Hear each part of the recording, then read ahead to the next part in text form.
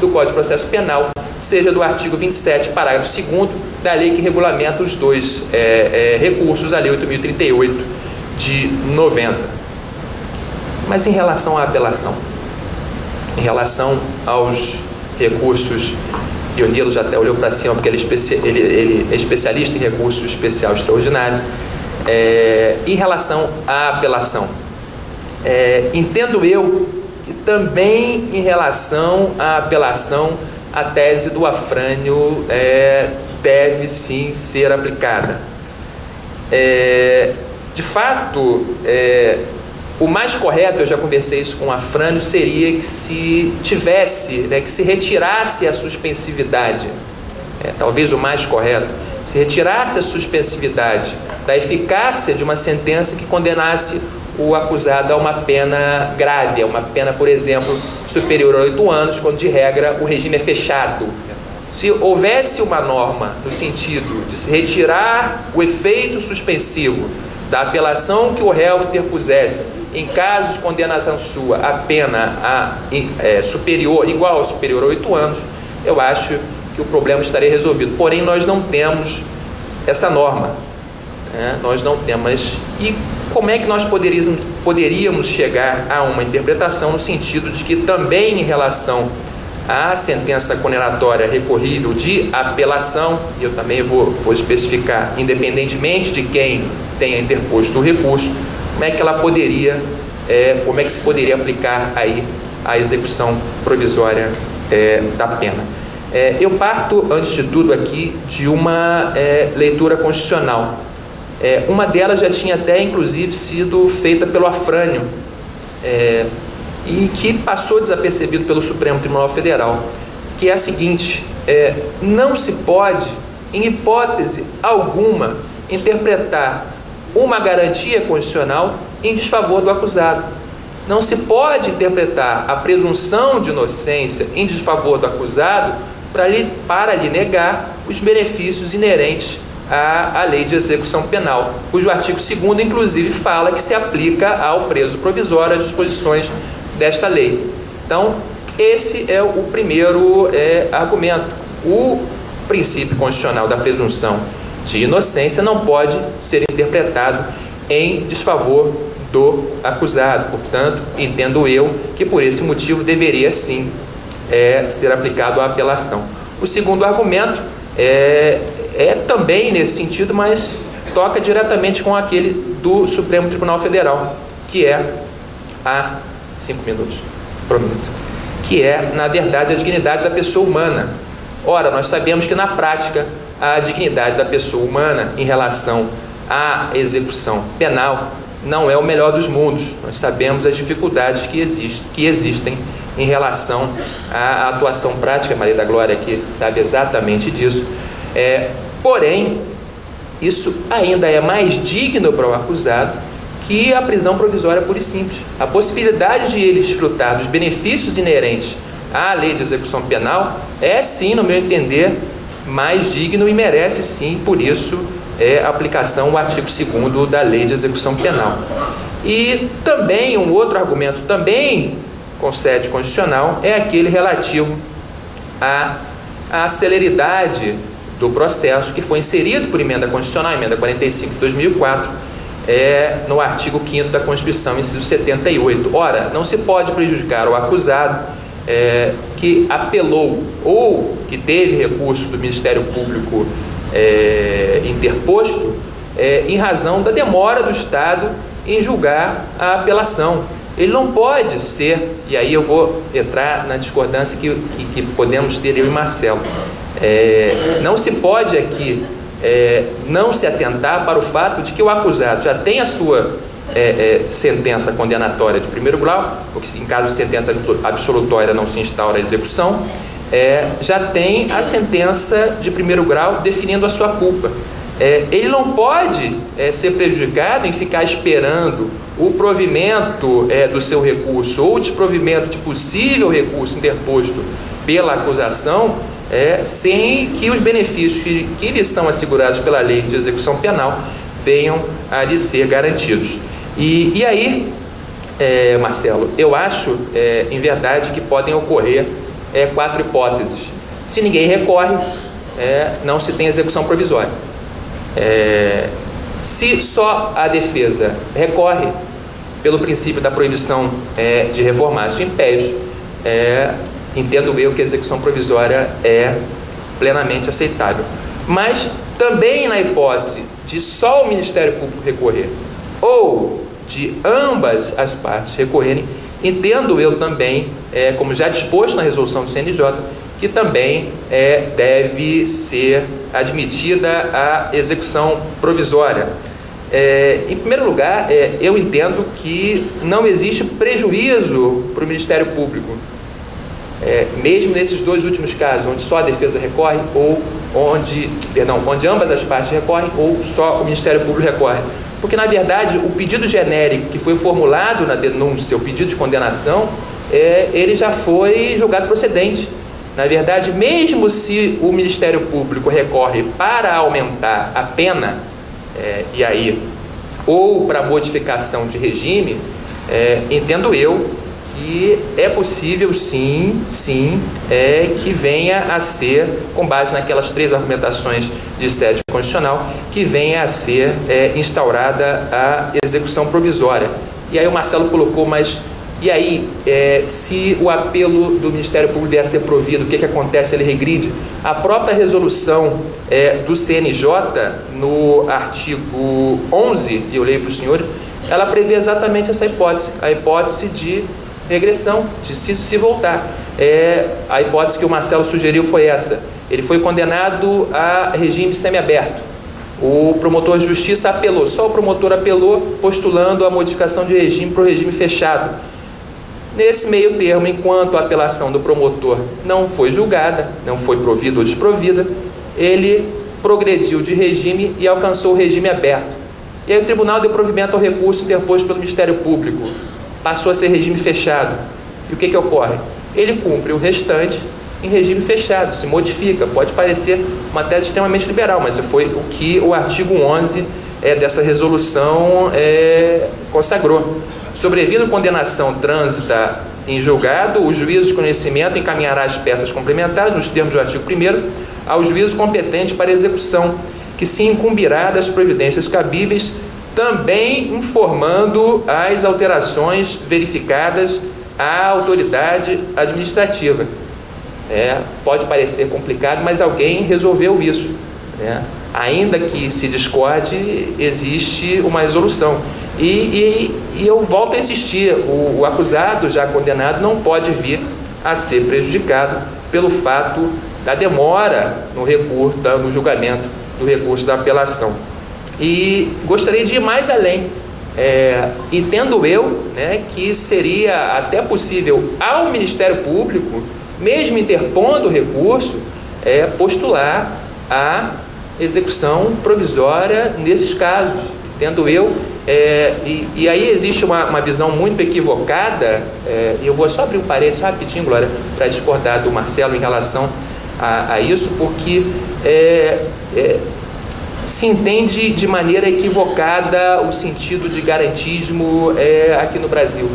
Isso é uma coisa que eu tive a oportunidade de ser orientado pelo Ferraioli na Universidade de Roma, e isso é uma coisa que as pessoas aqui ainda não trabalham muito bem. Ainda existe a visão de que o Ministério Público é um adversário do acusado. Isso é assim, o Afrânio está aqui, em 1987 o Afrânio escreveu as bases constitucionais para um processo democrático. O Afrânio escreveu sobre o interesse em recorrer, dizendo que o Ministério Público tinha legitimidade e interesse em recorrer a favor do réu, pode impetrar habeas corpus em favor do réu.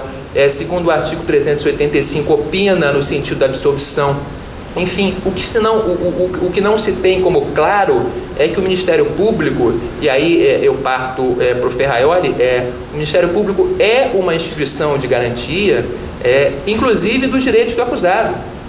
E aí, Marcelo, eu discordo que essa alusão ao direito norte-americano eu não acho cabida, nem como modelo para nós. Porque, na verdade, ali o promotor, primeiro de tudo, ali já é um problema interpretativo, Ali nos Estados Unidos, não existe recurso do promotor. O recurso é visto como direito do acusado, em razão muito da soberania dos vereditos. Não se admite recurso da acusação. O recurso é sempre garantia da defesa. E é tão limitado quanto o Marcelo disse, exatamente em razão da preservação da soberania dos vereditos. E eu acho sim, Marcelo, o direito norte-americano é extremamente complicado. Eu não vou nem usar o termo que você usou, mas acho extremamente complicado. Onde, por exemplo, a nível federal, o promotor de justiça, ele é nomeado. E a nível dos Estados membros da União Americana, eles não fazem concurso também. Eles são eleitos. Portanto, a fonte de legitimidade do Ministério Público nos Estados Unidos é a vontade popular, né? E aí você vai nas páginas de internet das campanhas dos promotores de justiça dos Estados Unidos, é horrível. Eles colocam estatísticas, é uma coisa, a meu ver, abominável. Estatísticas de quantas condenações à pena de morte, de quantas condenações à pena de prisão perpétua eles conseguiram, para iludir o eleitorado, dizendo, não, nós somos a lei e a ordem, e aqui, olha, eu consegui tantas condenações à pena de morte, consegui tantas condenações à pena de prisão perpétua. Para piorar, como são eleitos, recebem subvenção em campanhas de grandes empresas privadas, que quando cometem crime, qual é o procedimento? Eles podem fazer acordos pré-processuais. Então, acho, humildemente, Marcelo, discordando de você, que não temos que ter como modelo... Não que você seja contra o voto popular em tese, né? Não. Ah, bom. Inclusive, acho que para procurador-geral deveria ser respeitada sempre a vontade da classe. Acho que o voto interno, externo... Só que para o voto popular aqui no Rio de Janeiro, o bicho elegeria os promotores. Ah, sim. Então, o bicho elegeria todos os promotores abaixados. As igrejas, algumas, enfim. Mas então, acho que, na verdade, e encerro, Glória, por favor, acho que, na verdade, o Ministério Público tem que ter essa concepção garantista, tem que se olhar para o Ministério Público como uma instituição de garantia. Entendo que o Ministério Público deve, sim, poder se entender, se for o caso, mesmo interpondo recurso de apelação, poder requerer seja aplicada a execução provisória. E o grande exemplo de que o Ministério Público pode ser garantista, e aí eu encerro, é exatamente o Afrânio Silva Jardim, que tanto como promotor, como doutrinador, como procurador de justiça, ele sempre foi, e quem já assistiu os júris do Afrânio, quem teve essa oportunidade, o Chute também, que participou com ele de vários júris, o Nilo também, alguns colegas que estão aqui, sempre foi um exemplo de garantismo. Muito antes de 89, quando Ferraioli publicou a obra dele, Diritto e Ragione, o Afrânio já escrevia sobre o processo penal democrático aqui.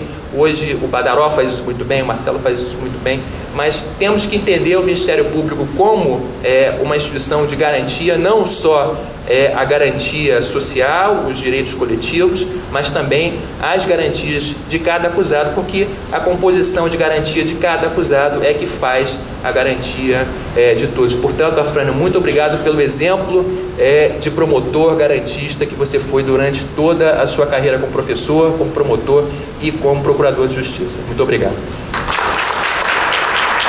Extras que precedem o lançamento do livro Processo Penal em Reflexão, a obra de Afrânio Jardim, e convidamos para compor a mesa os expositores, o Dr. Marcelo Lessa Bastos, que é doutor em Direito pela Universidade Gama Filho, promotor de Justiça do Ministério Público do Estado do Rio de Janeiro e professor de Processo Penal do Centro Universitário Fluminense. Convidamos também o Dr. Rubens Casara, que é doutor em Direito pela Universidade Estácio de Sá, juiz de Direito do Tribunal de Justiça do Estado do Rio de Janeiro, professor de Processo Penal do IBMEC e da Emerge. E, por fim, convidamos o Dr. Geraldo Prado para compor a mesa, que é doutor em Direito pela Universidade Gama Filho, desembargador do Tribunal de Justiça do Estado do Rio de Janeiro e professor de Processo Penal da Faculdade Nacional de Direito. Sem mais delongas, tendo em vista já o decurso do prazo, do tempo, né, neste dia, Passo a palavra, então, ao doutor Rubens para início do nosso painel de palestras dessa tarde a respeito do ônus da prova na ação penal condenatória. Bem, boa tarde a todos. É uma honra e um prazer estar nesse evento. Quero agradecer o convite, gentil convite do professor Dr. Marcelo Lessa Bastos e parabenizar o Ministério Público do Estado do Rio de Janeiro por esse evento em homenagem ao professor Afrânio Silva Jardim. Eu acredito, e a minha presença nessa mesa, ela se deva exclusivamente ao fato de eu ter sido aluno na graduação do professor Afrânio e depois dele ter me orientado no mestrado. Pela história de vida, pela ética com que sempre desempenhou suas funções, pelo compromisso com o trabalho, o professor Afrânio Silva Jardim foi e é, sem dúvida, uma referência para mim e para tantas pessoas que se aventuraram em leituras sobre o processo penal. Foi através do Afrânio, e eu acho que ele não sabe disso, que eu conheci o Jaime Guaspe, o Pasquale Saraceno, Juliano Vassalli, Caio Prado Júnior, o professor Álvaro Vieira Pinto, um autor tão importante, tão esquecido na academia, as músicas do Zé Geraldo, né, aquelas músicas de protesto. Foi com ele que eu aprendi, por exemplo, que o Vincenzo Manzini, aquele catedrático italiano, era um grande professor, também era um grande fascista, né, e como essas posições acabaram influenciando a nossa dogmática penal. Enfim, o Afrânio é um dos principais responsáveis por aquilo que se convencionou chamar de escola carioca de processo penal, que entre aqueles que faziam dogmática em São Paulo, a professora Ada, o professor Escarrance, o professor Magalhães, e aqueles que se afirmavam críticos no sul do país, o professor Jacinto Nelson de Miranda Coutinho, o professor Paulo Turvo, essa escola carioca de processo se propunha a fazer uma dogmática no Rio de Janeiro, em que pese aqui existir praia, né, mas uma dogmática crítica, unindo aquilo que nós achávamos de melhor em São Paulo e no sul do país. Dito isso, a minha proposta para hoje, e vou tentar ser breve, é em aproximadamente 15 a 20 minutos contextualizar o standard argumentativo, a saber, o ônus da prova na ação penal condenatória é todo da acusação, à luz daquilo que eu vou procurar identificar como um projeto político do professor Afrânio Silva Jardim para o processo penal brasileiro e, mais precisamente, para o Ministério Público que se queria construir após a Constituição de 1988. E aqui, ao falar em projeto político, eu falo em uma opção para o trato do poder inédito conferido ao Ministério Público na Constituição da República. A minha hipótese, e eu quero submeter ao crivo dos senhores, é de que o professor Afrânio Silva Jardim foi um dos primeiros processualistas brasileiros a compreender que a justiça penal é um espaço político, a perceber o sistema de justiça criminal como um espaço político, um espaço de luta por projetos, às vezes diversos, às vezes até antagônicos de sociedade. Isso pode ser intuído de diversos dos textos escritos pelo professor Afrânio, mas eu vou chamar a atenção principalmente para dois textos desse livro que está sendo relançado, agora com a contribuição para lá de luxuosa do professor Pierre. Que textos são esses? A Bases para um Processo Penal Democrático e o Princípio da Obrigatoriedade da Ação Penal Pública como polo metodológico do sistema processual vigente. De fato, é inegável que o sistema de justiça criminal faz parte da estrutura estatal através do qual a sociedade é governada. Não raro, o sistema penal ele é utilizado para a gestão da miséria, na linha denunciada por Luiz Vacan e Nilo Batista aqui no Brasil. Isso, por si só, já seria suficiente para se perceber que o sistema de justiça criminal tem uma dimensão política que é inafastável. Mas não é só. Por vezes, razões de natureza eminentemente política, com fortes raízes históricas, são determinantes à criação de normas processuais penais pelos intérpretes. Juízes, às vezes, determinam prisões, às vezes colocam pessoas em liberdades por razões eminentemente políticas. Alguns sabem disso, outros não. Hoje, não pode mais existir qualquer dúvida de que existe uma diferença ontológica entre o texto legal e a norma que é criada a partir do texto pelo intérprete. A norma é sempre produto do intérprete. E o intérprete, está condicionado tanto pelo contexto, e o contexto, por definição, é um espaço social e político, quanto pela pré-compreensão que traz em razão de ser um ser lançado na linguagem ao nascer. A linguagem, ela sempre antecipa sentidos. A linguagem, dentro de uma tradição democrática, antecipa sentidos democráticos. A linguagem, dentro de uma tradição autoritária, antecipa sentidos autoritários. Como diz o Lacan, o significado, nada mais é do que um outro significante a ser preenchido pelo intérprete. A grosso modo, nós poderíamos dizer que essa pré-compreensão que preenche sentidos é forjada por preconceitos, por valores, por ideologias, por conceitos morais e políticos. Também na hermenêutica do processo penal, portanto, a política se faz sempre e sempre presente. Política também, ela é constitutiva das instituições que compõem o sistema de justiça criminal. Se a jurisdição, por exemplo, é um poder saber, é sempre força, mais conhecimento, uma concepção política autoritária fará com que o elemento força prevaleça em detrimento do conhecimento. Porém, uma concepção política democrática de jurisdição fará com que o conhecimento prevaleça sobre os atos de força. Com o professor Alberto Binder, pode-se afirmar que a seletividade do sistema penal, ou seja, a orientação desse sistema, a punição de setores pobres e vulneráveis, ou o seu reverso, a impunidade estrutural dos poderosos e privilegiados, também é explicada por razões ou tendências políticas. A contenção ou ampliação do poder penal, e aí a gente tem que abrir um parêntese, o que está em jogo no processo penal sempre é uma específica forma de violência que nós chamamos de pena, também é uma questão política. Uma questão política, diga-se, que é fundamental para a construção de uma democracia.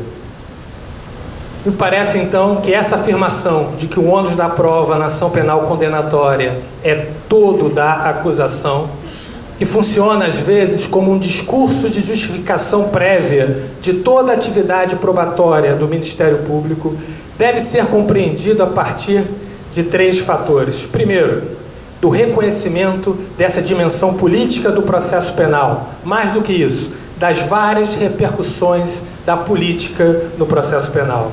Segundo, do estado da arte do processo penal no momento da formulação desse standard argumentativo, mais precisamente em 1986, tendo em vista que esse artigo foi publicado pela primeira vez na Revista Brasileira de Direito Processual, volume 51. E por fim, e o que me parece mais importante, da necessidade, que me parece foi um projeto de vida do professor Afrânio Silva Jardim, de construir um Ministério Público adequado à democracia, um Ministério Público com características próprias que o tornam diferente, que o tornam distante, tanto do modelo norte-americano quanto do modelo francês. A ênfase dada pelo professor Afrânio ao princípio da obrigatoriedade da ação penal de iniciativa pública, nesse livro tratado no capítulo 5, nas partes 2 e 3, a preocupação com a definição das atribuições dos órgãos do Ministério Público, tratado no capítulo 15, com o controle da atividade policial, com o controle externo da atividade policial, tratado no capítulo 25, e a formulação do ônus da prova, são sintomas, são elementos de um projeto político para o Ministério Público.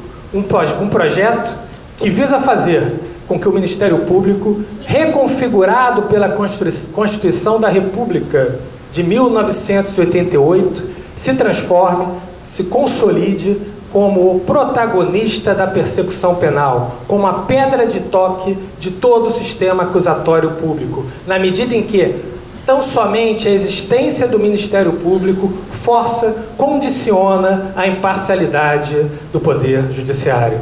E, em especial, uma visão em que o Ministério Público aparece, mais do que fiscal da lei, como gestor da legalidade adequada à Constituição, como gestor da própria democracia, na medida em que, no processo, o Ministério Público é a voz, representa a sociedade.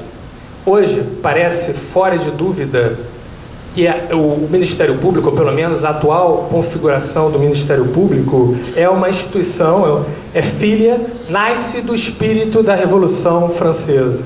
Não se pode esquecer que uma das principais críticas dos revolucionários era direcionada ao sistema inquisitivo, à concentração de poder na mão do juiz.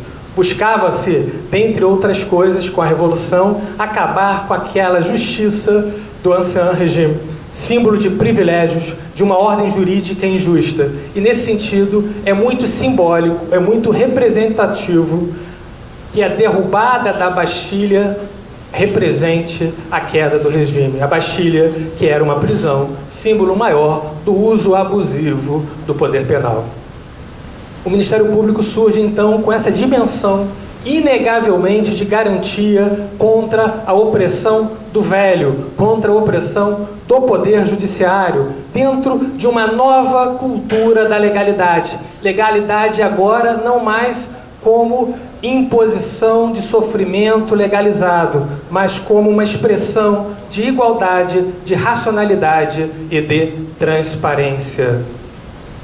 Todavia, por razões históricas que não cabe aqui desenvolver, não temos tempo para desenvolver satisfatoriamente, às vezes por ter sido construído em diversos países dentro de uma tradição inquisitorial, às vezes por ausência de estrutura, por adesão à crítica a modelos monárquicos de administração da justiça e outros fatores, o certo é que em toda a América Latina o Ministério Público não realizou todas as suas potencialidades.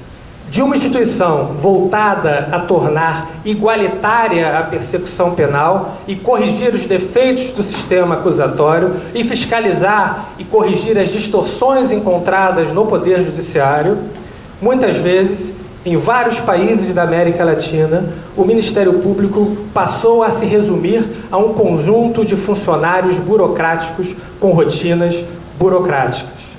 Essa realidade é noticiada num brilhante artigo do promotor de justiça argentino Alberto Binder, num texto de 1997 chamado Ministério Público frente ao desafio da transformação. Mas vamos voltar então para a realidade do Brasil. Foi nessa quadra histórica em que se pretendia transformar as relações entre Estado e sociedade, em que se pretendia transformar o Ministério Público, adequando a nova realidade, as promessas encartadas na Constituição Federal de 1988, que a maioria dos estudos e concepções teóricas do professor Afrânio Silva Jardim foi desenvolvida. Isso permite arriscar que em seus textos, o professor Afrânio teoriza e projeta um Ministério Público adequado às necessidades da sociedade brasileira e da República. E aqui cabe um outro parêntese. O Ministério Público, tal qual hoje ele é concebido, é uma instituição geneticamente republicana e não pode ser pensada fora da República, fora dos princípios republicanos. Para tanto, os textos do professor Afrânio buscam recuperar as funções acusatórias do Ministério Público para além do simples exercício da titularidade da ação penal. Buscam racionalizar as atribuições e transformar o Ministério Público num órgão de verdadeira atuação da democracia. Ao atribuir o ônus da prova ao órgão acusador e, por via reflexa, reforçar a dimensão probatória do princípio da presunção de inocência, reforça-se a essencialidade do Ministério Público no jogo democrático do processo. Ao mesmo tempo, aprimora o sistema acusatório, assegura a imparcialidade do Poder Judiciário e se reforça uma garantia individual, a garantia da liberdade.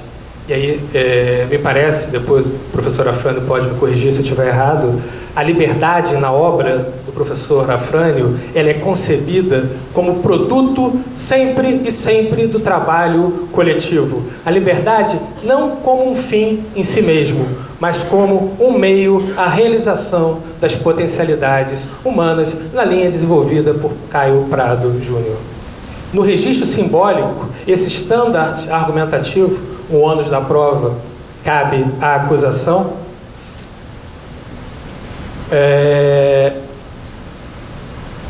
representa, reforça as funções acusatórias do Ministério Público. Não por acaso, parcela considerável da doutrina sustenta que o poder de produzir provas, que a possibilidade de produção de provas é um prolongamento da ação, é um prolongamento da própria ideia de demanda. Do ponto de vista da efetividade da atuação do Ministério Público, de nada adiantaria consagrar o princípio da obrigatoriedade da ação penal se o órgão encarregado da acusação não pudesse demonstrar a veracidade da hipótese que sustenta o pedido condenatório. Hoje, e caminho para o fim, ao reler a obra do professor Afrânio Silva Jardim, me chamou a atenção a atualidade e a urgência da convocação política feita por esses autores no sentido de transformar o sistema de justiça criminal. E eu vou encerrar me lembrando de uma citação do nosso homenageado, que é a seguinte: nunca devemos estar plenamente satisfeitos. Nunca devemos estar plenamente satisfeitos com o sistema de justiça criminal. Muita coisa já foi feita, muita coisa já mudou. Muito daquele Ministério Público sonhado pelo professor Afrânio Silva Jardim hoje não é mais sonho, é realidade. Mas nós nunca devemos estar plenamente satisfeitos. Agradeço a atenção, muito obrigado.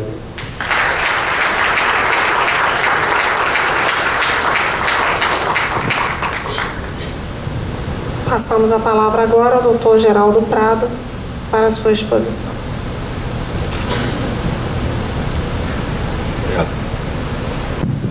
Meu cordial boa tarde a todos. Eu quero agradecer ao professor Marcelo Lessa Bastos e ao meu estimadíssimo amigo, procurador Paredes, pela gentil oportunidade que estão oferecendo de prestar homenagem à obra do meu mestre Afrânio Silva Jardim na data de hoje, aqui no auditório do Ministério Público. Eu estou emocionado e muito feliz. Agradeço muito de coração a todos por essa oportunidade.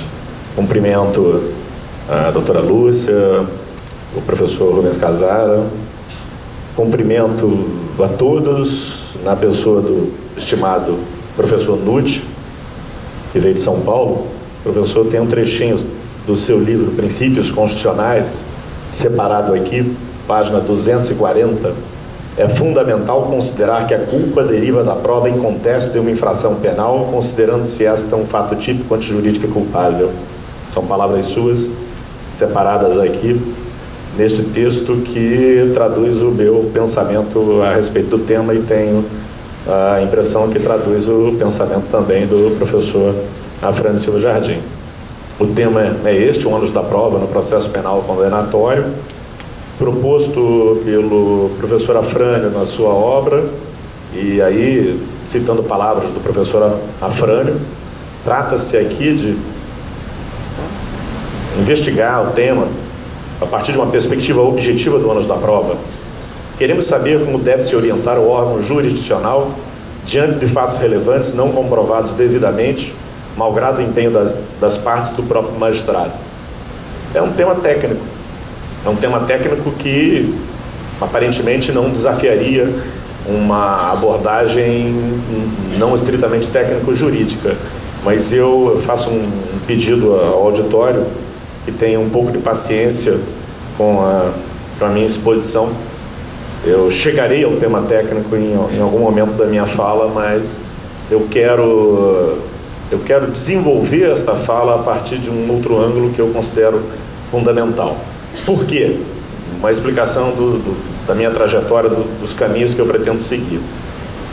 Talvez só haja paralelo em termos de preocupação com este tema, da nossa genuína preocupação brasileira com o tema do ônus da prova no processo penal, no pensamento jurídico italiano. E não por acaso o professor Rubens Casara citou certa comunhão de origens ou de tradições processuais penais que compartilhamos com a Itália, tradições que estamos tentando superar nós no Brasil e, claro, os jovens processualistas penais italianos no seu país, a partir da experiência democrática ou trabalhando no campo democrático.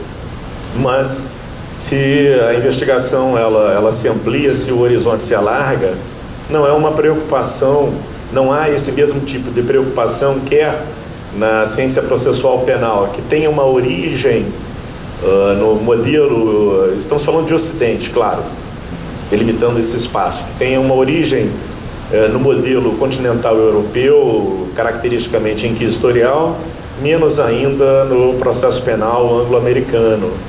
E esse tema também, ele não dá conta de uma série de outras questões que com ele se relacionam diretamente, porque estão ligadas à adjudicação da responsabilidade criminal, à atribuição da responsabilidade criminal a uma pessoa.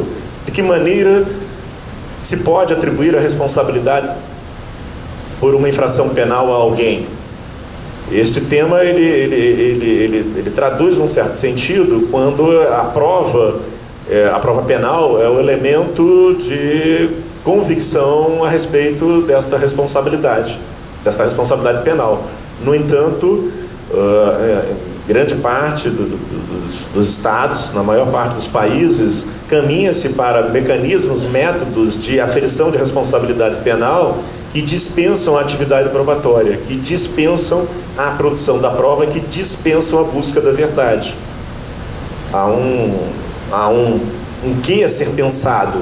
A busca da verdade não é o único caminho ou não construirá o único método de definição da responsabilidade penal das pessoas. Portanto, essa discussão ela só tem algum sentido quando é a verdade o elemento de base ou o que apoia a decisão judicial, nas palavras do Ferraioli, confere legitimidade política a uma sentença condenatória, mas nem toda sentença condenatória hoje está fundada na verdade, ou nem toda sentença condenatória hoje está fundada nas provas dos fatos penalmente relevantes, e algo que é muito contemporâneo e que nós não podemos deixar de levar em consideração. Mesmo a melhor formulação de um processo de pesquisa da verdade, um processo penal orientado à pesquisa da verdade, ela não consegue escapar de estruturas inquisitoriais. O professor argentino, tantas vezes citado pelo professor Rubens Casara, o professor Alberto Binder, ele vai muito claramente qualificar o nosso processo penal latino-americano de 1990, de 1995, de 2000 para cá, como processo inquisitorial reformulado, e aí guarda uma semelhança com o processo penal italiano, em alguns momentos, de 1948 a 1988, de 1993 a 1998, denominado de processo inquisitorial garantista, mas o elemento inquisitorial aí entra associado à ideia do inquérito, da pesquisa da verdade, dos desafios que a pesquisa da verdade coloca para todos os personagens do processo, todos os protagonistas, o autor da ação penal, a defesa, o juiz como sujeito imparcial.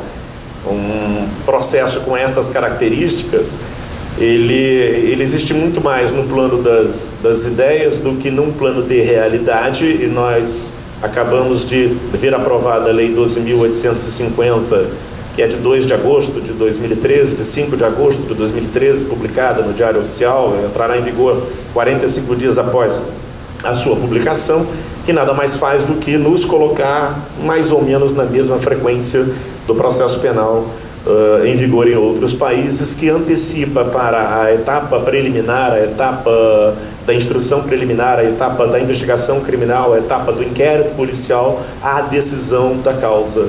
Antecipa valendo-se de uma série de técnicas que dificilmente conseguem ser subjugadas pela garantia do contraditório, conseguem ser domesticadas ou dominadas pela garantia do contraditório, são chamadas técnicas especiais de investigação.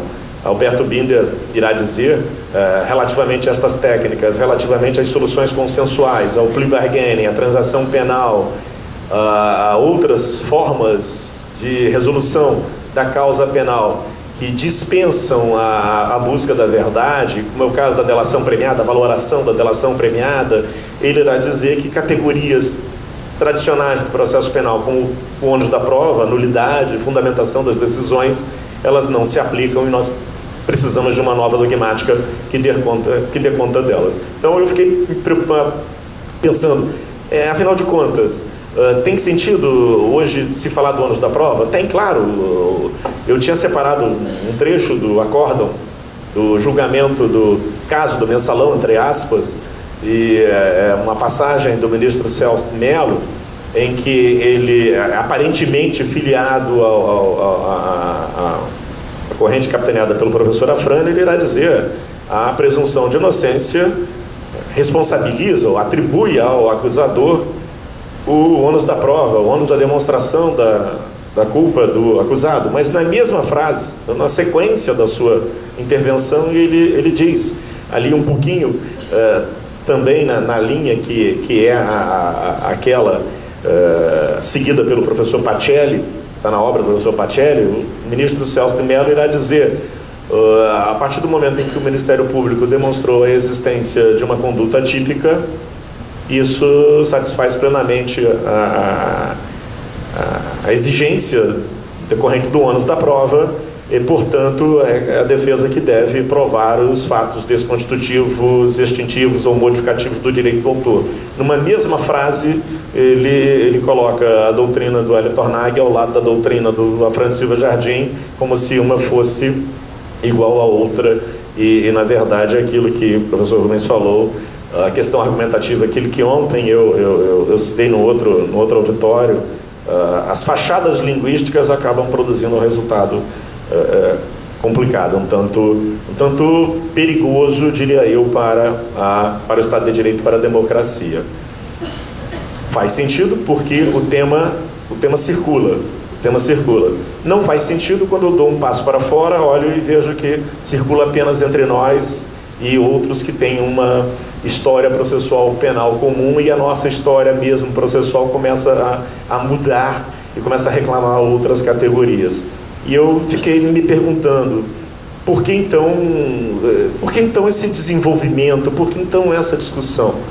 As explicações provisórias que eu tenho a dar, e por isso a paciência dos senhores, elas estão relacionadas à vida desse saber direito processual penal no Brasil. O que é esse saber? Que história é essa do direito processual penal? A história do direito processual penal brasileiro é uma história de um direito de segunda categoria,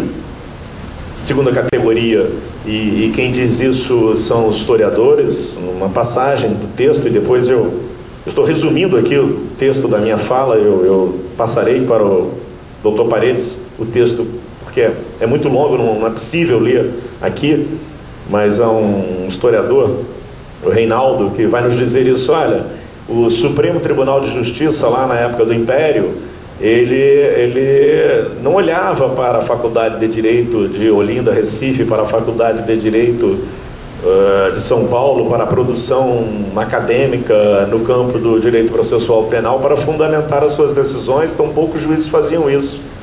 Havia um divórcio completo entre academia e prática, porque, em primeiro lugar, a produção teórica do processo penal brasileiro deste momento era uma produção muito praxista, muito formulária, muito como se aplica determinada lei ao caso concreto, muito herdeira, apesar de querer negar no discurso sua filiação à história das ordenações, mas muito herdeira da mentalidade inquisitorial das ordenações, é absolutamente inútil. De todo modo, o que se nota, o que se pode extrair dessa primeira etapa do processo penal brasileiro, que eu digo que vai aí da nossa independência à proclamação da República, é um direito processual ineficaz, um direito processual não funcional. E quando ele começa a ser funcional, e ele reclama uma espécie de cientificidade, de filiação aos estatutos da ciência, ciência pensada como saber instrumental, e isso vai se dar no Brasil exatamente como aconteceu na Itália, por uma aproximação ao método técnico-jurídico. O método técnico-jurídico, que é altamente criticado hoje,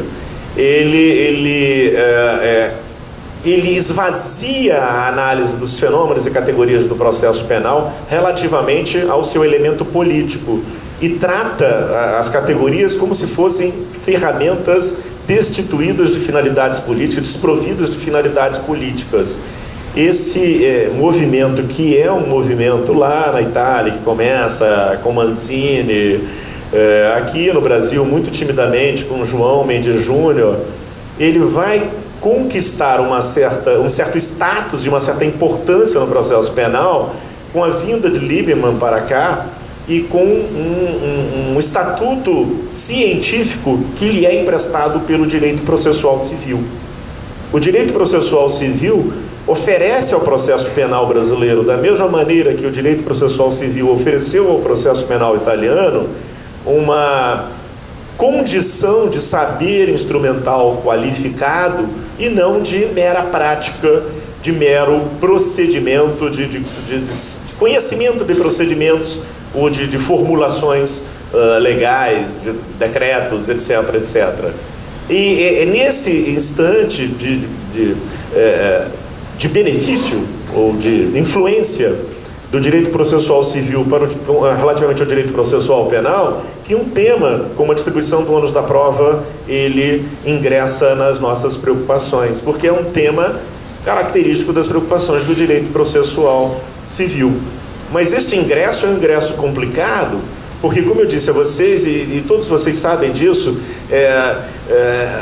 1988 não funda uma nova era no Brasil, e quem era autoritário até 4 de outubro de 88 se transformou em democrata em 5 de outubro, e coisas do gênero aconteceram. Essas periodizações são aproximações históricas, mas que não marcam diferenças culturais, de tal maneira que o antigo fica lá atrás e o novo, ab ovo, é criado do zero a partir dali.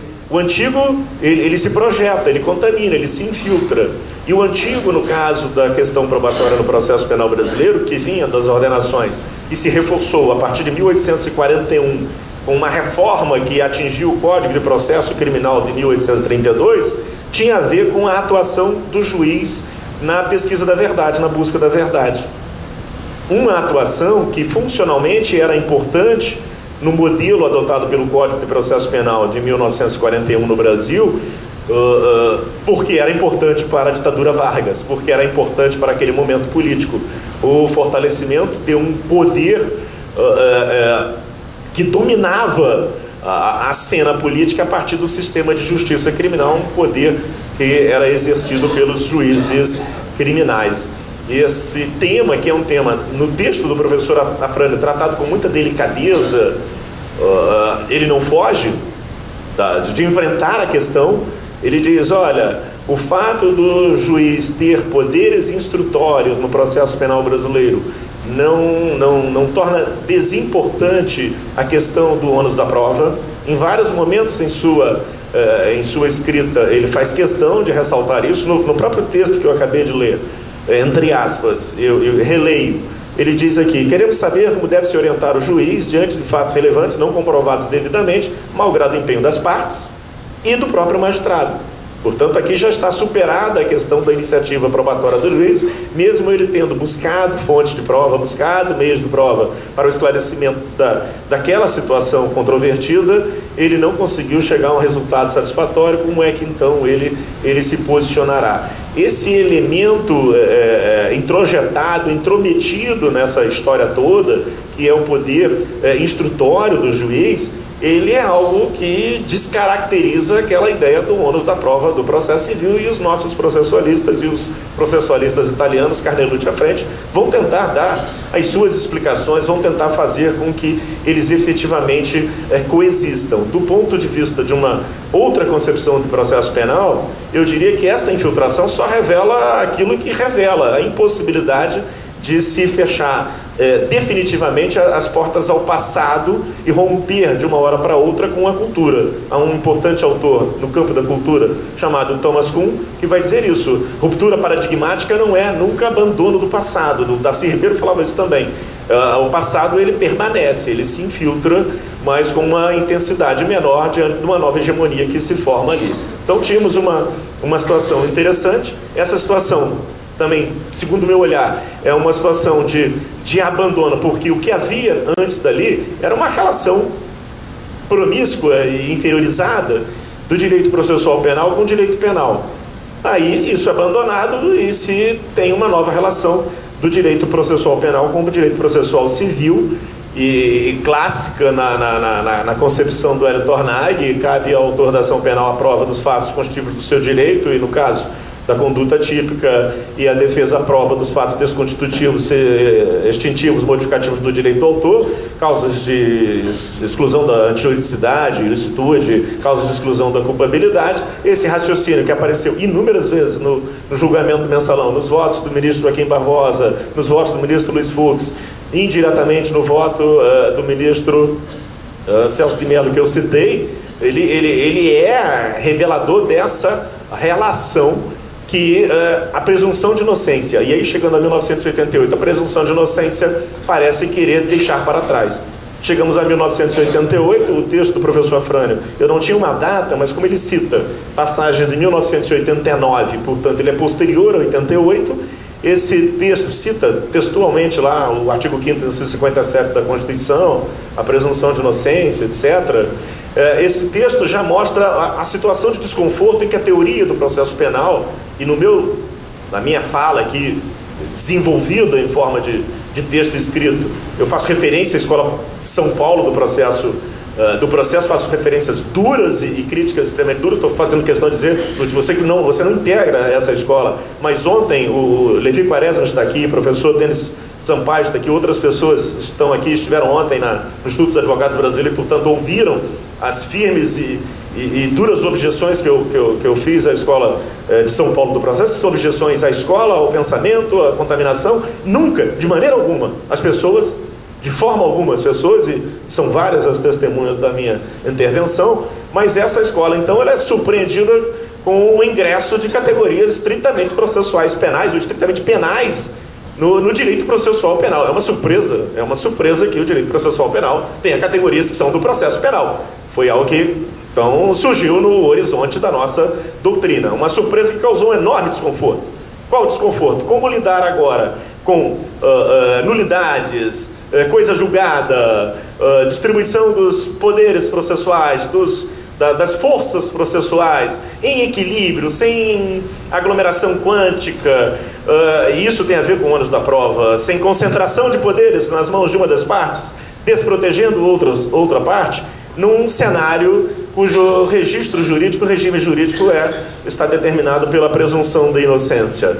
O mérito extraordinário do texto do professor Afrânio foi ter tocado na ferida. Há uma situação de desconforto aqui que nós tentaremos resolver. E começa ali, e aí eu não me pretendo de forma alguma avançar além dele, eu tenho um ponto de vista. Eu digo, começa ali uma reaproximação do direito processual penal com o direito penal. Mas, diferentemente daquela história lá do século XIX, em que não era propriamente um direito penal que existia, mas um poder penal que começava a encontrar no direito limites e barreiras, esse reencontro do processo penal com o direito penal que se dá no Brasil a partir de 1988, que se dá na Itália e em outros lugares dos anos 70 em diante, é o reencontro com o direito penal mesmo, com um saber instrumental muito característico, pensado, idealizado para limitar o poder punitivo nos estados democráticos de direito. No campo do ônus da prova, isso claramente se coloca com o objeto da coisa, o crime. Há vários textos, tem a impressão que eu tirei um texto do Nutt só, mas na sequência ele vai referir a isso, e outros autores, mesmo o professor Pacelli, que chega a uma conclusão diferente, ele desenvolve de maneira muito brilhante todo um raciocínio mostrando a importância da dogmática penal, dogmática material penal, para a atuação nossa no campo do processo penal, porque esse é o nosso material do trabalho.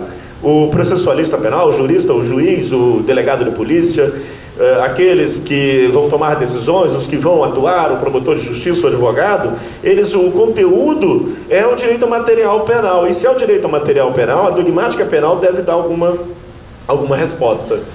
Quando a Frane vai falar da infração penal, quando o Nutt vai falar da infração penal, quando outros tantos vão falar, o professor Gustavo Badaró, que esteve aqui agora há pouco, vai falar da infração penal, nós temos que pensar nela e pensar por quê.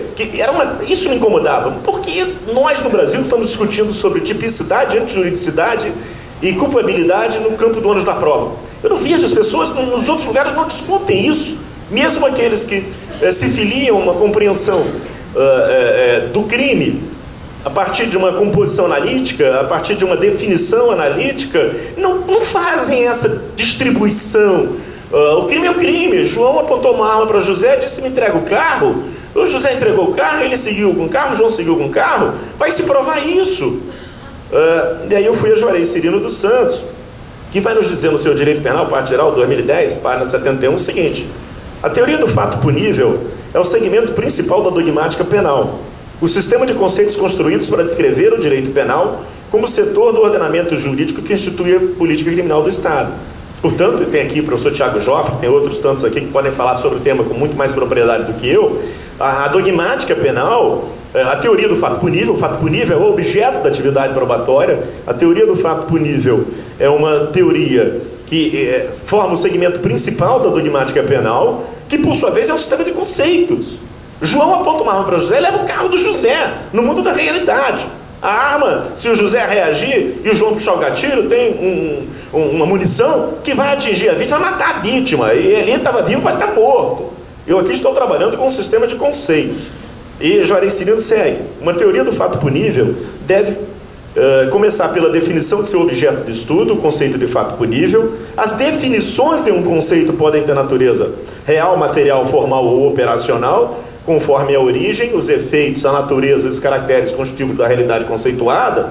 E aí, passa para o que nos interessa, definições operacionais mostram o fato punível como conceito analítico estruturado pelos componentes do tipo de injusto da culpabilidade. Por exemplo, o homicídio como injusta produção da morte de alguém por um autor culpável. Então, o conceito analítico de crime que nós empregamos, conduta típica, ilícita e culpável, é um conceito, porque João atira em José, mata José, isso é um crime. O conceito é um conceito, que eu atuo formalmente, materialmente, operacionalmente, para atingir determinados objetivos. E eu não posso confundir o objetivo com o fato punível. Essa confusão é extraordinariamente perigosa, diz aqui, prosseguindo com Juarez Cirino dos Santos. As definições operacionais funcionam como... Caminhando para o fim. Mais ou menos, 10 minutos. Obrigado. As definições operacionais funcionam como, abro aspas, critério de racionalidade da jurisprudência criminal, cumprindo a relevante função de contribuir para a segurança jurídica do cidadão no Estado democrático de direito.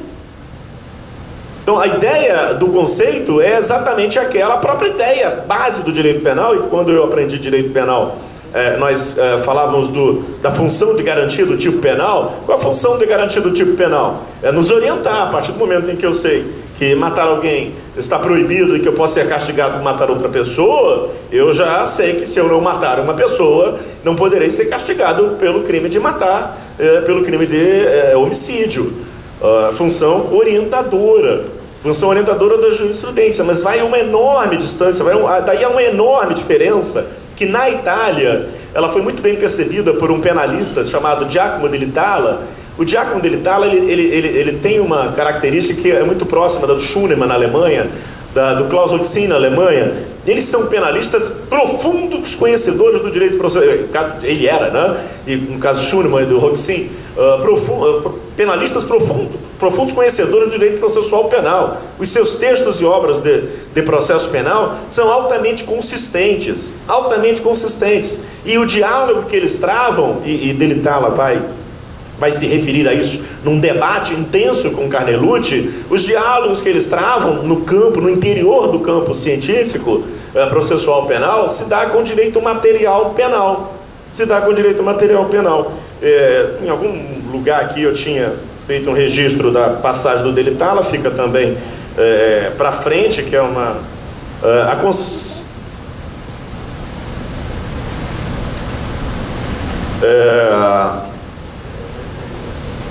Giacomo Della Talla, penalista italiano da Sardenha, foi um dos primeiros autores da Península a cerrar fileiras contra a tendência de uma teoria unitária do processo, abro aspas, ao propugnar a existência de direitos processuais específicos em relação ao ramo de direito material a que aderem. E lá ele vai ser pioneiro num universo de processualistas penais italianos, dezenas deles, e aí eu diria no campo do processo penal alemão também, há um número muito grande de processualistas penais alemães da nova geração, de pessoas que vão estabelecer uma relação entre o direito material e o direito processual. Vamos dizer, olha, aqui não tem que discutir necessariamente o ônus da prova. Essa é uma discussão que não tem sentido, porque se o acusado é presumido inocente, a demonstração do crime é da responsabilidade do autor da ação penal. A demonstração do crime é da responsabilidade de quem acusa.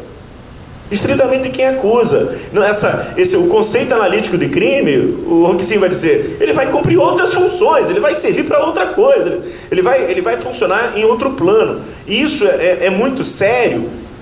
No ano passado, não sei se passado, retrasado, agora não me lembro, no ano passado, nós fizemos uma discussão, o Pinheiro está aqui presente, fizemos uma discussão lá na Escola da Magistratura, professor Pinheiro, desembargador Pinheiro, sobre o projeto de Código Penal. E eu, brasileiro, está em tramitação, e eu citava o seguinte, a questão do ônus da prova, a relação processual penal do ônus da prova, ela se estabelece no campo do processo penal, mas também no campo do direito penal, na estruturação de tipos penais. O legislador, ele é desafiado por conta dessa operacionalidade, dessa racionalidade que eu mencionei, a estruturar tipos penais que, em primeiro lugar, permitam uma dialeticidade, uma comprovação, uma demonstração e uma refutação, mas principalmente que, em hipótese alguma, invertam a presunção de inocência, a dimensão probatória da presunção de inocência.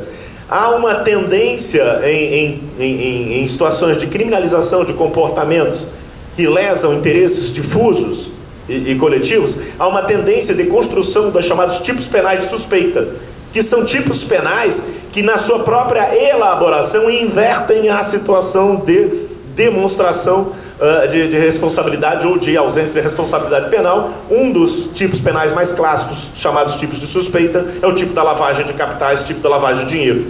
Então, o momento da fala do professor Fernando Silva Jardim, naquele início ali da vigência da Constituição, ele foi importante porque nos alertou. Olha, tem uma relação direta entre o direito processual penal e algo que não é necessariamente o direito processual civil.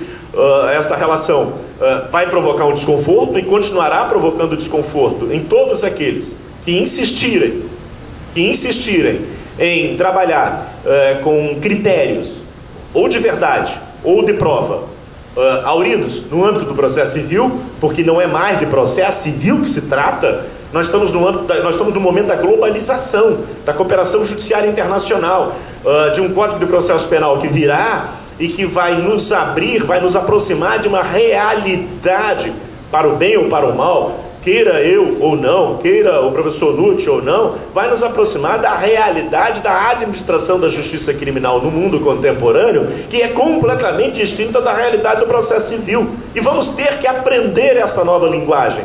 Vamos ter que aprender a lidar com isso. E no caso, particularmente, dos profissionais, e mais especialmente do Ministério Público, esse aprendizado se coloca como um momento central da sua vida, porque aí é preciso que o Ministério Público ele disponha de um aparelho, de um aparato, de uma estrutura de investigação que, na minha opinião, deve ser desenvolvida pela polícia. Estou deixando isso muito claro também aqui nesse plenário, com todo respeito às opiniões em sentido diverso, mas quem quer que seja, tem que ser profissional para investigar, e esse profissional tem que investigar bem, para entregar ao Ministério Público um material que, ou no processo em contraditório, ou no processo em negociação, ofereça ao Ministério Público a condição concreta de responsabilizar os agentes, os autores das infrações penais. Esse tipo de discussão aqui, ele fragiliza essa posição do Tornag, aí final mesmo, o último minuto, essa equiparação, essa simetria, processo penal, processo civil, fragiliza, como disse o professor Rubens, a posição de um Ministério Público num sistema de justiça criminal no Estado de Direito. Fragiliza, é desnecessário, está ultrapassado, nós podemos ficar aqui com ultrapassado. Eu fiquei pensando, quando eu caminhava, minha última frase, fiquei pensando, gozado, nós estamos discutindo ontem, o professor Juarez Tavares estava lá, falando sobre novas concepções de culpabilidade. Estamos discutindo imputação objetiva. Estamos discutindo tantos temas que interferem diretamente com a nossa própria compreensão dos elementos que compõem o conceito analítico de crime, que vai ser impossível o sujeito conseguir montar uma equação de distribuição do ônus da prova com, por exemplo, um tipo de injusto. Aqui na passagem, acho que eu citei aqui a passagem do Cirino, tipo de injusto. Tá ótimo, e aí? Juntei a tipicidade com a antijuridicidade. Sai dessa. Não, agora eu vou desdobrar no tipo de injusto. Eu vou para um conceito tripartido. Então, você tem que decidir com quem você vai ficar, meu filho. Se com tipo de injusto culpável ou não. Se ficar com tipo de injusto culpável e disser, fico com tipo de injusto culpável, mas na sua concepção tripartida, tá como estava antes. E não dá conta dos sérios problemas que um direito penal deve dar conta. Como disse o professor Juarez Tavares ontem, direito penal não protege bens jurídicos, porque o João foi morto pelo José, não tem como ressuscitar o João, mas fundamenta as ações de reprovação desse comportamento de homicídio. Eu lamento muito que essa fala tenha sido assim muito sintetizada, ela está mais organizada no texto. Se eu lesse o texto, nós sairemos daqui amanhã, por isso eu peço desculpas. Muito obrigado.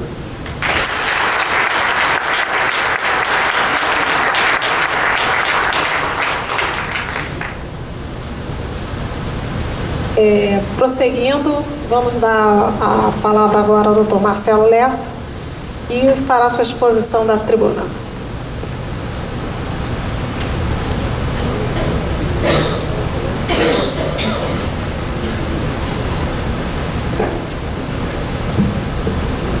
Boa tarde a todos. Quero cumprimentar os amigos Rubens e Geraldo, a Lúcia. Quero cumprimentar os presentes na pessoa do homenageado, do querido amigo Afrânio Jardim. Vou economizar um pouco nos ecômios que se devem render ao Afrânio, porque eu vou ter o privilégio de fazê-lo na última mesa, quando tiver a oportunidade de presidir a mesa de encerramento, e aí eu consigo, com esse artifício, aumentar um pouco o tempo para que possa tentar colocar aqui algumas provocações dentro desse tema que nós nos propusemos, ônus da prova na ação penal condenatória.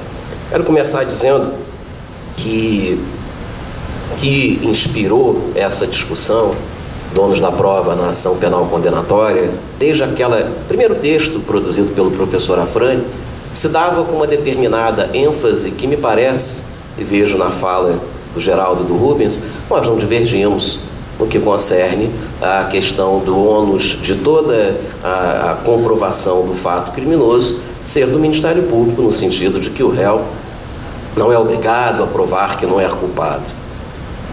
Aquela proposta inicial de Afrânio vinha no momento de se fazer o contraponto da aplicação daquele princípio de divisão do ônus da prova no processo civil no processo penal, bem lembrado pelo Geraldo, de que falava Tornag, né, o autor, provar o fato constitutivo de seu direito, o réu provar o fato negativo, extintivo, modificativo do direito do autor. E Afrânio sutilmente percebia lá o artigo 41 do Código de Processo Penal, lembrava que dizia lá que cabe a denúncia descrever o fato criminoso, e como tal, o fato criminoso é pelo menos típico e antijurídico, para alguns culpáveis, de maneira que, se o promotor tem que na denúncia descrever o fato criminoso, é evidente que lhe cabe comprovar o fato criminoso, não apenas o fato típico, já que o fato criminoso é pelo menos típico, antijurídico e culpável, de sorte que o réu não tem obrigação de comprovar o que alegar no que tange a antijuridicidade ou alguma circunstância excludente da culpabilidade.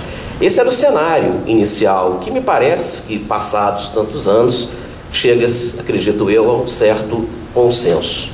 No entanto, essa proposta, de uns tempos para cá, tem ganho uma outra ênfase, ao qual nós nos opomos. Eu posso dizer nós, porque Afrânio me deu o privilégio de fazer o prefácio do livro da minha tese de doutorado, endossando essa oposição a que se chegou a partir daquelas ideias que, bem-vindas à época, acabaram se consolidando no sentido de exonerar o réu desse dever de provar o que alegasse em sua defesa. Refiro-me ao movimento de grandes processualistas, todos evidentemente dignos do mais absoluto respeito, da mais absoluta devoção, como Auri, Jacinto, o próprio Geraldo, no sentido de, a pretexto de afirmar que o ônus da prova é todo da acusação, tolher o juiz, no início reduzir e, mais recentemente, eu diria até escancaradamente amputar do juiz qualquer iniciativa probatória, inclusive supletiva à das partes. É sobre isso que nós nos opomos e é o que eu pretendo, nesse tempo, tentar colocar aqui para suscitar a reflexão. Essa ideia de que, pelo fato de todo o ônus da prova ser da acusação, o juiz não poderia, nesse sentido, produzir prova nem supletiva à da acusação, parte, como sabem, de ideias lá de um grande jurista, Franco Cordeiro, no sentido de que quando o juiz, ao cabo da instrução criminal, sai em busca de provas, ele faz porque, abre aspas, quer condenar, né?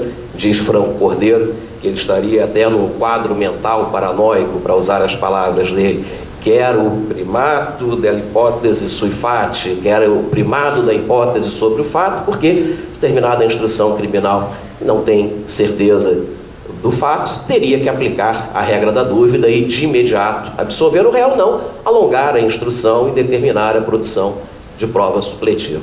Esse me parece que é o ponto de partida. Alguns autores aqui no Brasil replicaram e têm sistematicamente, penso eu, dado essa ênfase no sentido de tolher tal iniciativa, com o qual nós, de forma alguma, e me oponho, poderíamos concordar.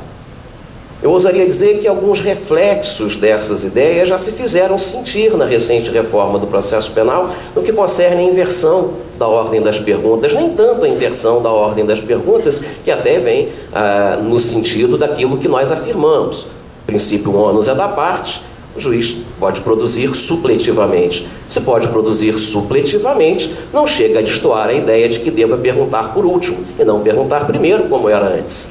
Nem tanto isso. Mas o que nos causa perplexidade é que a crítica pós-reforma foi exatamente por se ter conservado ao juiz a possibilidade de fazer perguntas, porque numa acepção mais radical se pretendia que o juiz sequer pudesse formular perguntas à testemunha, nem depois, antes então nem pensar, mas nem depois. O que nos remete de imediato a uma grande perplexidade, ao comparar a postura que se pretende projetar do juiz criminal com a postura do juiz civil. Não pelo Código de Processo Civil antigo, não, mas até pelo que se projeta, já que esse descompasso tem se verificado, inclusive, nos projetos, curiosamente gestados no âmbito do mesmo Senado, com caminhos diferentes no que tange ao princípio dispositivo, né? Cada vez mais o processo civil abandona o princípio dispositivo e passa a se publicizar, e cada vez mais o processo penal, nessa linha radical que nós tentamos nos opor, abandona o que sempre lhe foi tradicional, que é o princípio da publicista, e tenta entrar nessa linha dispositiva que nos parece, data máxima vênia, um equívoco.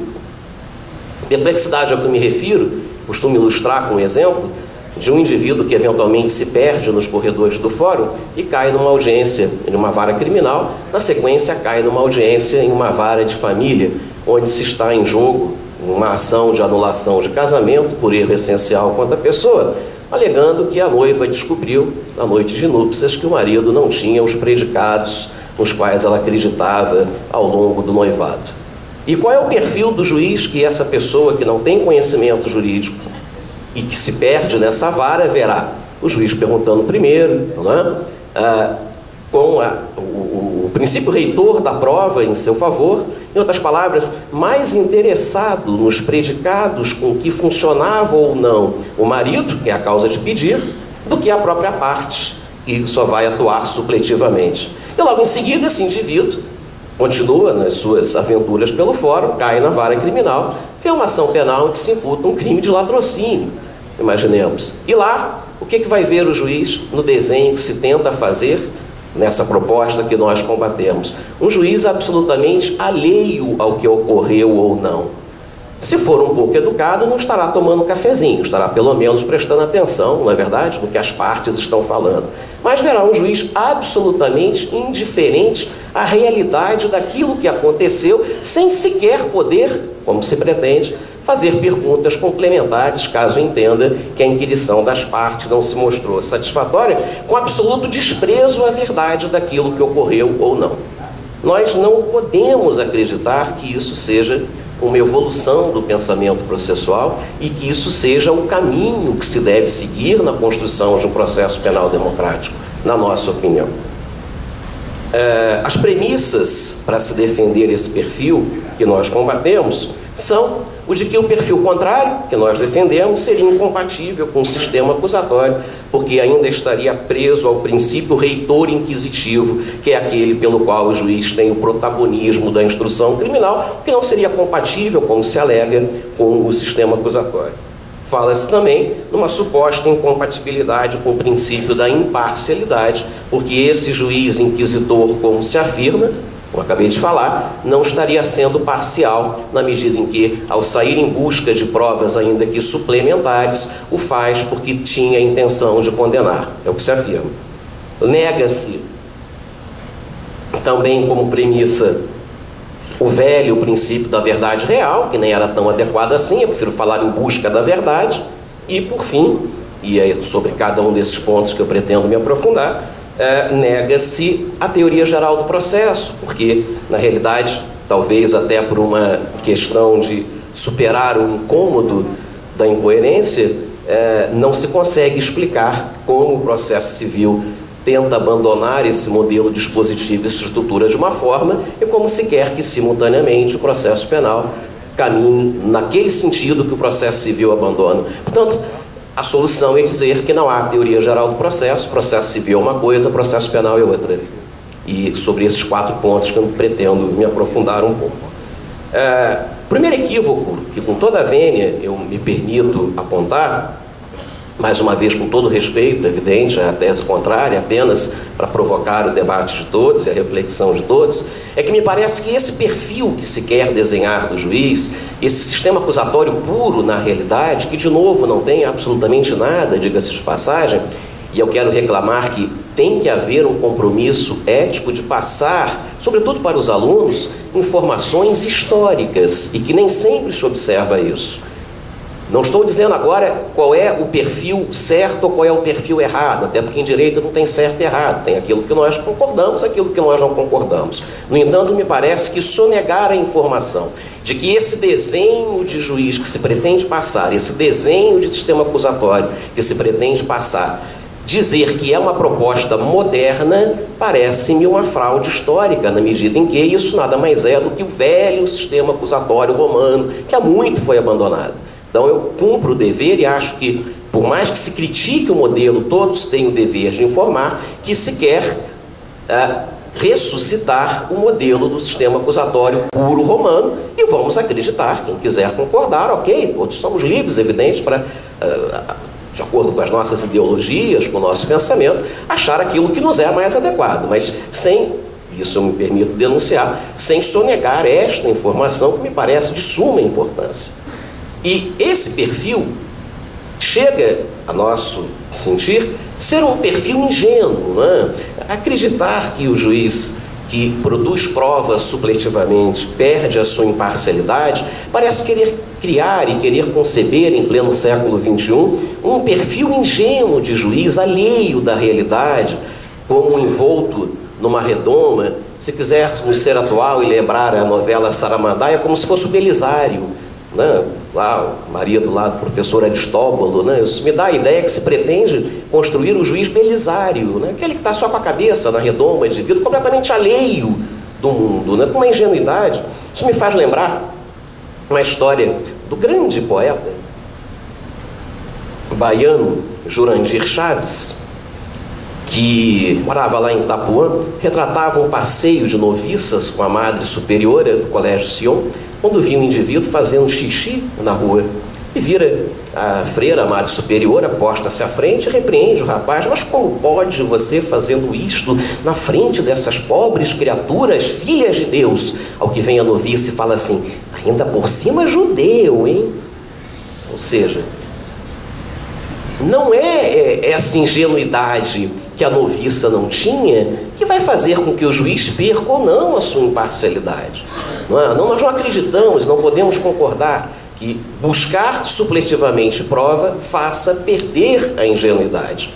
Lembro de uma outra história no mesmo sentido, das 3 meninas, uma de 4, uma de 5, uma de 6 anos, que estavam na praia, de 6, fala assim: olha, um casalzinho brincando na areia. Diz a de 5: que brincando nada, eles estão fazendo amor. Disse a de 4: e mal. Então, ora, essa ingenuidade que se pretende, a nosso sentir, em nada contribui, penso eu, para um sistema efetivo, e em nada compromete o sistema acusatório. Bom, fala-se numa negação à teoria geral do processo, fala-se num dualismo processual, que é outra premissa. Não estou seguindo a ordem apontada, não, estou seguindo uma outra ordem, até para que, dependendo das limitações de tempo, possamos reduzir sem perder a linha mestra da exposição. Fala-se que o processo penal é uma coisa, processo civil é outra, porque as premissas de ambos os processos seriam diversas. Afirma-se que, enquanto o processo civil é um instrumento de realização do direito civil, o processo penal é um instrumento de contenção do poder punitivo do Estado em favor do cidadão. Eu quero dizer é que ambos os processos civil e penal, na nossa opinião, têm essas duas características que são indissociáveis.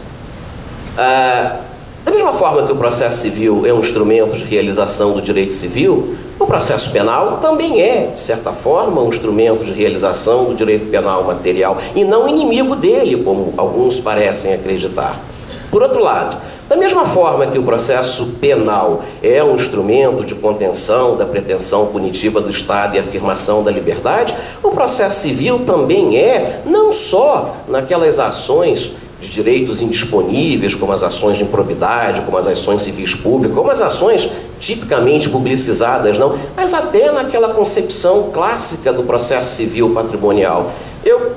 Só para citar um exemplo e demonstrar isso, se ficasse por conta do credor exclusivamente, da exclusiva vontade do credor, será que haveria bens impenhoráveis? Será que haveria princípios de menor onerosidade da execução? Será que haveria preocupações de preservar o devedor se pudesse deixar exclusivamente por conta do credor? Não. O processo civil também tem um instrumental de garantias do réu contra a pretensão do autor encampada pelo Estado, já que não se cogita de autocomposição. Então, essa aparente contradição de finalidades entre o processo civil e o processo penal, na nossa concepção, não revela-se, penso eu, numa distinção plausível. E mais, ainda que fosse, penso eu, não seria suficiente para apontar para um dualismo processual e negar a teoria geral do processo, quando não se dá o trabalho de buscar as categorias processuais básicas, jurisdição, ação, processo, seus desdobramentos, atribuição, competência, enfim, pretensão, pedido, partes, e reformulá-los com conceitos específicos do processo penal, demonstrando oposição ao processo civil. Em outras palavras, nós poderíamos pensar num dualismo processual e negar a existência de uma teoria geral do processo, quando alguém se desse ao trabalho de pegar aquela trilogia estrutural de conceitos básicos e os seus desdobramentos e os redefinisse num viés exclusivo do processo penal, demonstrando a sua completa oposição ao viés com que é definido no processo civil, o que não me consta que se tenha sequer ensaiado chegar perto de uma redefinição desses conceitos. Ora, se eu vou usar os mesmos conceitos básicos, ainda que com uma ou outra especificidade, eu vou logo apontar uma para ambos os ramos do processo, é evidente que ele se prende a uma teoria geral. E não, é verdade que cada um tem a sua teoria geral. Que teoria geral sobrevive sem conceitos básicos? É a pergunta que sempre me faço, que não encontro na taverna a resposta. Aliás, uma peculiaridade que faço questão de apontar, no nosso modo de entender, deve até limitar essa ideia de restringir a iniciativa probatória do juiz. É que no processo civil, como nós sabemos, o que fixa a correlação com a sentença é o pedido, sabemos disso, não é? O juiz vai julgar de acordo com o pedido do autor. Muito provavelmente, se o autor formular um pedido líquido, terá uma sentença líquida. Se formular um pedido ilíquido, terá uma sentença ilíquida, sujeita depois a uma liquidação. E no processo penal, curiosamente, o que marca, nós sabemos, o que fixa o âmbito da divergência, o que fixa o tema a ser discutido, em outras palavras, o que fixa a correlação com a sentença, não é o pedido, e sim a causa de pedir remota, não é? A exposição fática trazida pelo autor. De maneira que o juiz, como sabemos, pode dar, inclusive, classificação diversa, desde que não mexa na matéria de fato. O que significa dizer que no processo penal o pedido não é relevante. O que é relevante no processo penal é a causa de pedir remota, nem a causa de pedir próxima, já que mendatio libelli o juiz pode desclassificar a imputação. O autor no processo penal, salvo no juizado especial criminal, formula pedido genérico, que é o pedido de condenação, nada obstante obter um provimento específico, líquido, que é a pena, o que se faz ex officio, em virtude lá das diretrizes de fixação da pena, artigo 59 seguintes do Código Penal. O que significa dizer, na nossa humilde avaliação, que toda essa discussão sobre a eventual impossibilidade do juiz produzir prova no processo penal, quando muito, teria que se limitar àquilo que é ônus da parte autora fazer no processo, que é a demonstração da matéria de fato, nunca aquilo que deva ser levado em conta para fins de aplicação de pena. Em outras palavras, dizer que a pretexto dessa proposta o juiz não pode de ofício juntar fac aos autos, me parece desprezar a ideia de que o autor não pede pena.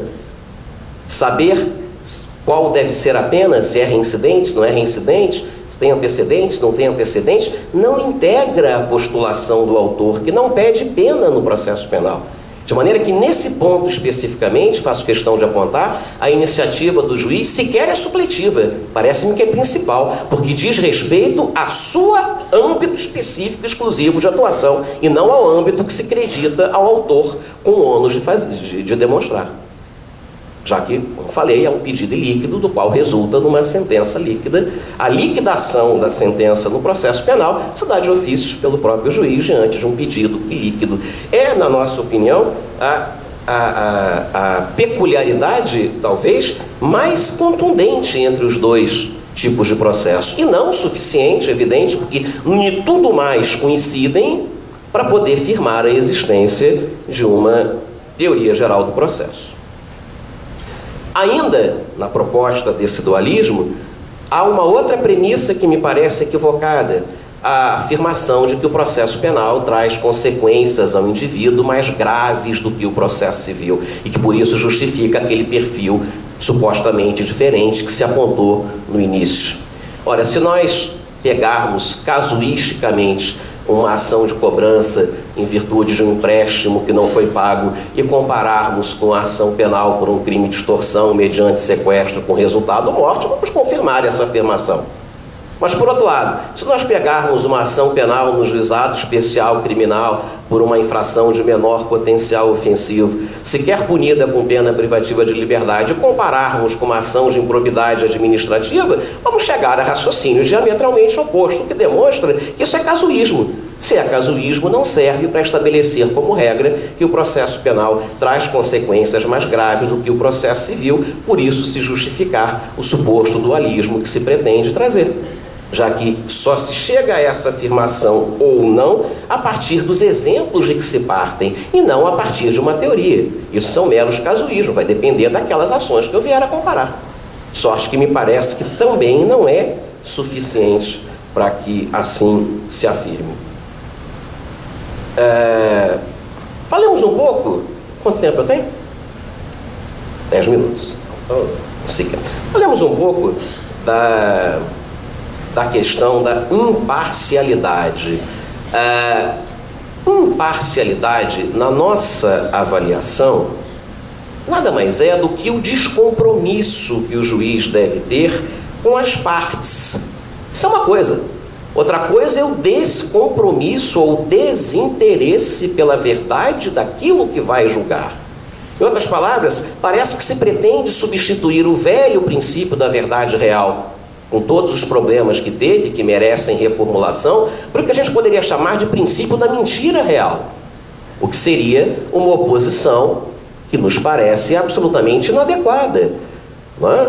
Então, não se confunda, na nossa opinião, imparcialidade, que é absolutamente desejável, evidente, com o que eu gosto de chamar, ironicamente, de parcialidade pró-réu. Uma coisa é imparcialidade, outra coisa é a parcialidade pró-réu, que, na nossa opinião, é tão indesejável quanto aquela postura que se criticava antigamente, com razão, da figura do juiz, do sistema inquisitivo, que próprio iniciava a ação, ideias que me parece que, nesse ponto, todos convergimos no sentido de seu abandono. Então não confundamos imparcialidade, todos desejamos, com ter que ser ingênuo, inocente, com aquela madre do Colégio Sion. O juiz está mais para aquela noviça que identificou que o indivíduo era judeu do que para aquela madre, que nos parece hipócrita até certo ponto.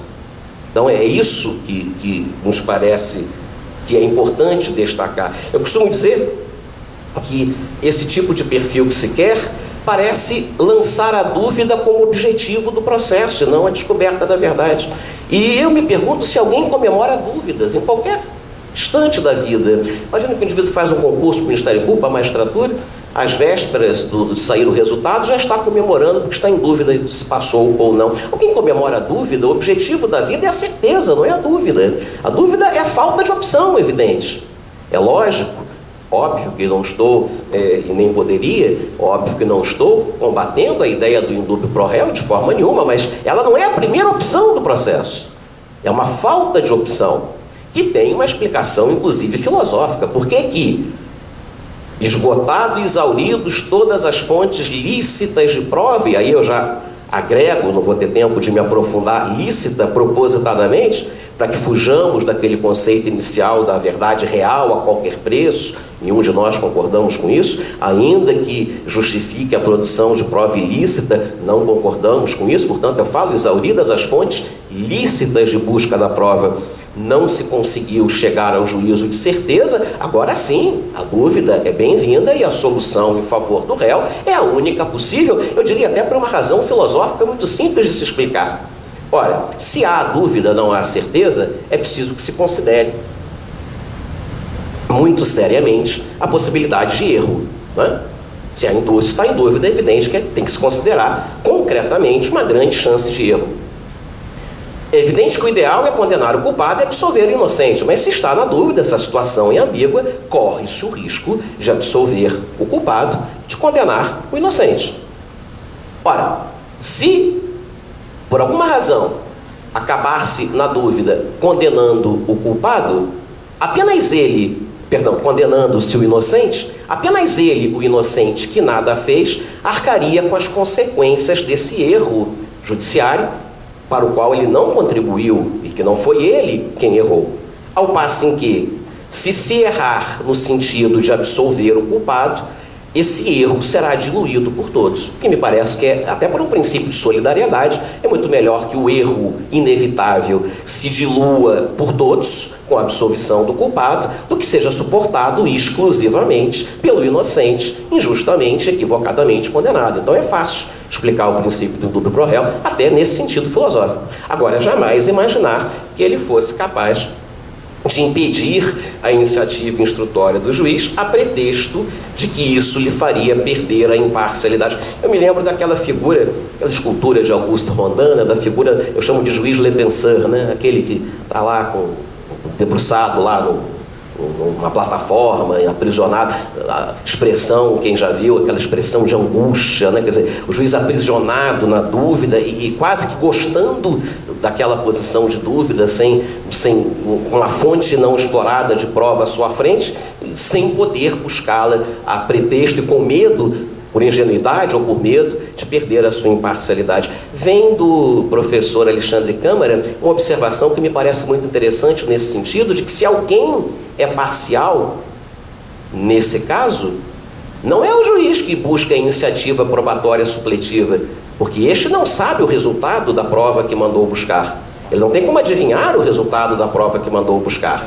No entanto, aquele que se curva a dúvida como objetivo do processo e a pretexto de se manter naquela redoma e de não produzir nenhuma prova supletiva, este já sabe o resultado a que vai chegar.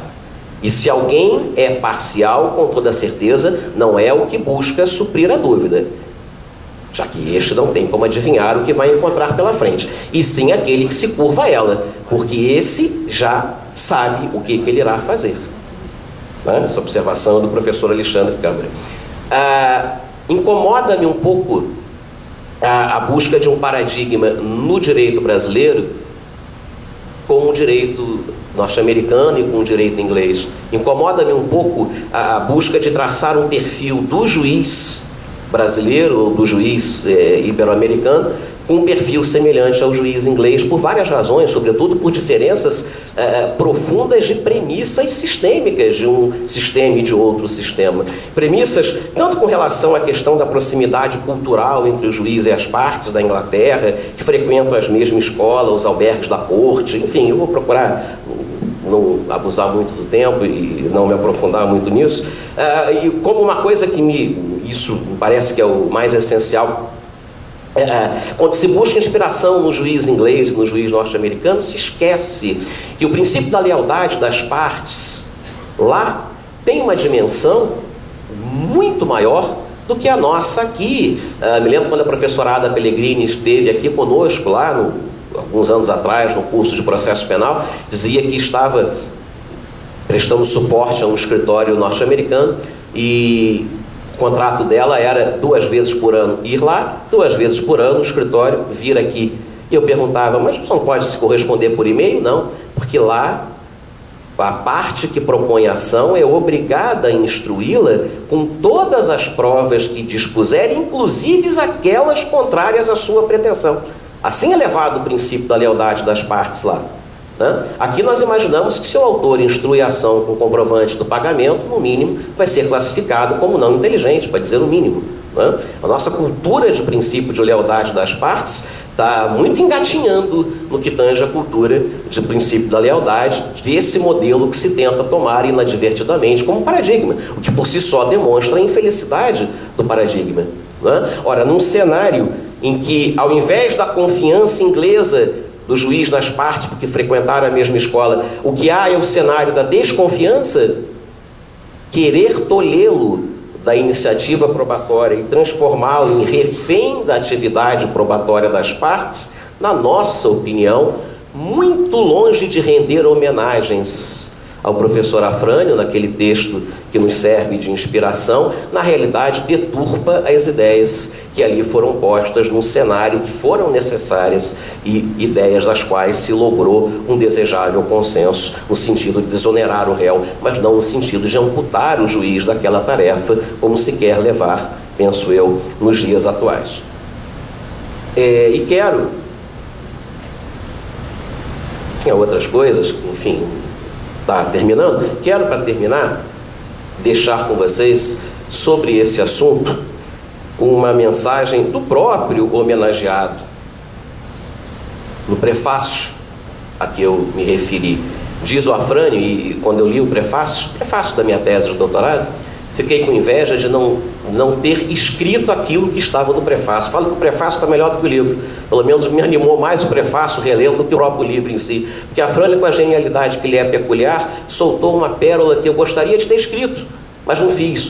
Eu não podia me apropriar do prefácio, que me resta render a homenagem, quando ele diz o seguinte: lamentável a tendência de tornar o juiz penal um funcionário inerte, burocrático, que assiste ao duelo entre as partes como se o Estado fosse indiferente ao resultado do processo, como se no processo penal não estivesse em jogo interesse público da maior relevância.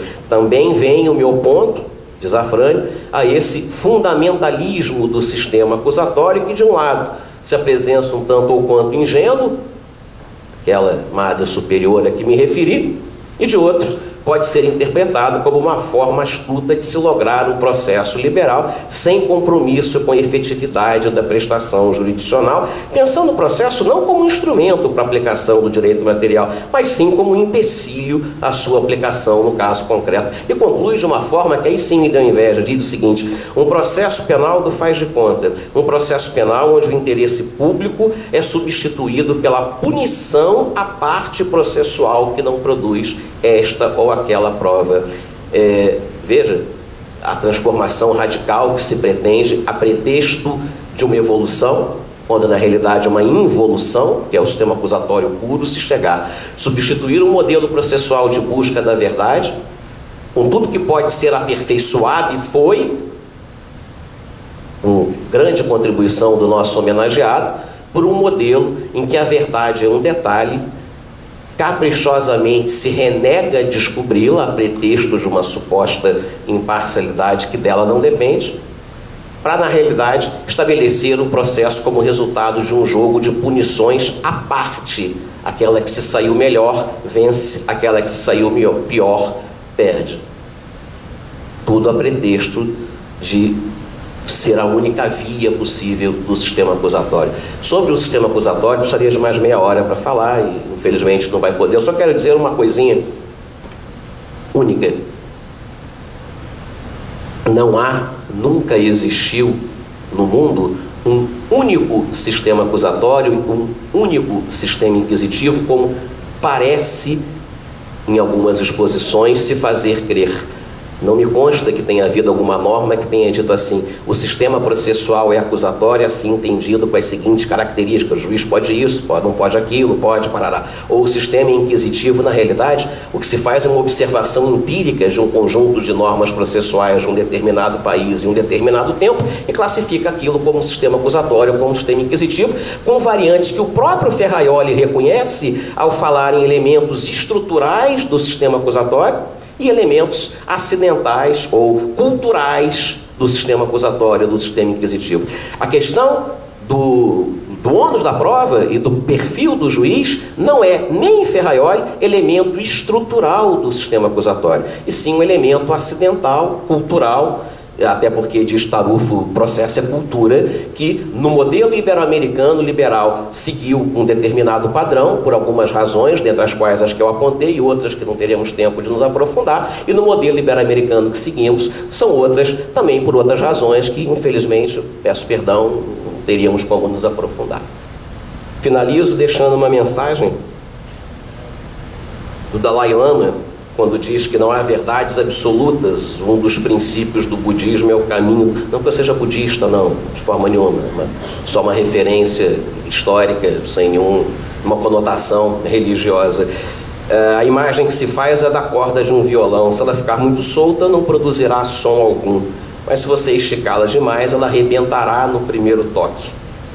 Pela ótica desse conceito, antagonismos aparentemente insuperáveis poderiam ser resolvidos se ambas as partes cedessem um pouco.